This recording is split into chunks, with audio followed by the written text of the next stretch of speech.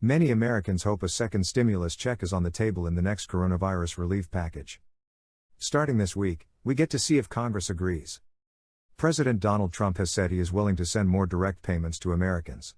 More recently, however, the White House has emphasized payroll tax cuts in order to get more money into Americans' hands. House Democrats included a second set of $1,200 stimulus checks in the HEROES Act, only this time with more generous payments of up to $6,000 per family. But Senate Majority Leader Mitch McConnell has said he would like to bring the threshold to qualify down to $40,000. Such a move would dramatically reduce the number of Americans who would be eligible. It all comes as Republicans and Democrats seek to meet somewhere in the middle between the approximate $3 trillion the proposed HEROES Act would cost and the $1 trillion McConnell has said the government should target in the next package. Also on the table are a host of other ways to shore up the ailing U.S. economy: enhanced unemployment benefits, back-to-work bonuses, business loans, coronavirus testing and personal protective equipment, and aid to state and local governments. Stimulus checks may very well still make the cut, said Mark Mazur, director of the Urban Brookings Tax Policy Center. Both the House Democrats and Senate Republicans seem to want to do this, Mazur said. The size of those checks may be determined by last-minute negotiations, he said. A new $40,000 income cap was suggested by McConnell in order to target low-income Americans who have been hardest hit by the pandemic. Even if that new limit is approved, the structure of the payments would likely be similar to the last round of checks, Mazur said. Those checks were cut largely based on previous tax returns, for either 2018 or 2019, for Americans who file, or federal benefits for those who receive them.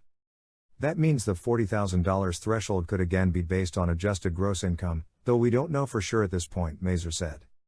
Like last time, there would also likely be a phase-out. The CARES Act provided for individuals with up to $75,000 in income to get full $1,200 payments, while those earning up to $99,000 received reduced checks.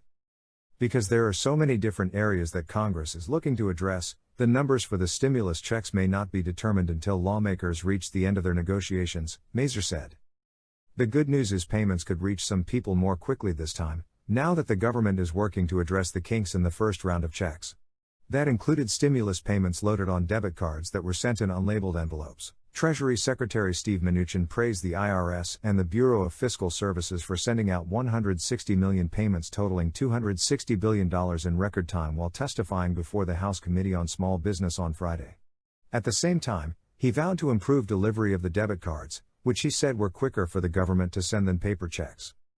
Other fixes should also be considered, particularly letting immigrant families in on the first round of checks, said Chuck Marr, Director of Federal Tax Policy at the Center on Budget and Policy Priorities. Lawmakers should also shore up unemployment benefits and the Supplemental Nutrition Assistance Program, SNAP, before issuing another broad set of checks, he said. A second round would make sense, but I would put that below a list of other priorities, Marr said.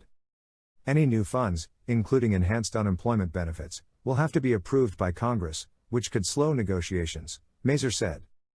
They sort of know all the parts, so then it's just a matter of mixing and matching them, Mazur said. That said, Congress often waits until the last possible minute. Enhanced unemployment benefits are set to run out this week.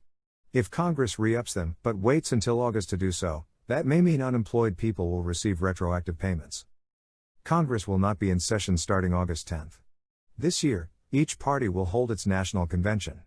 For Democrats, that will begin on August 17th, while Republicans are set to start on August 24th. Both parties will likely want to wrap up the legislation before then, Mazur said. It's better to say, and we did this, rather than, we're still working on it, Mazur said.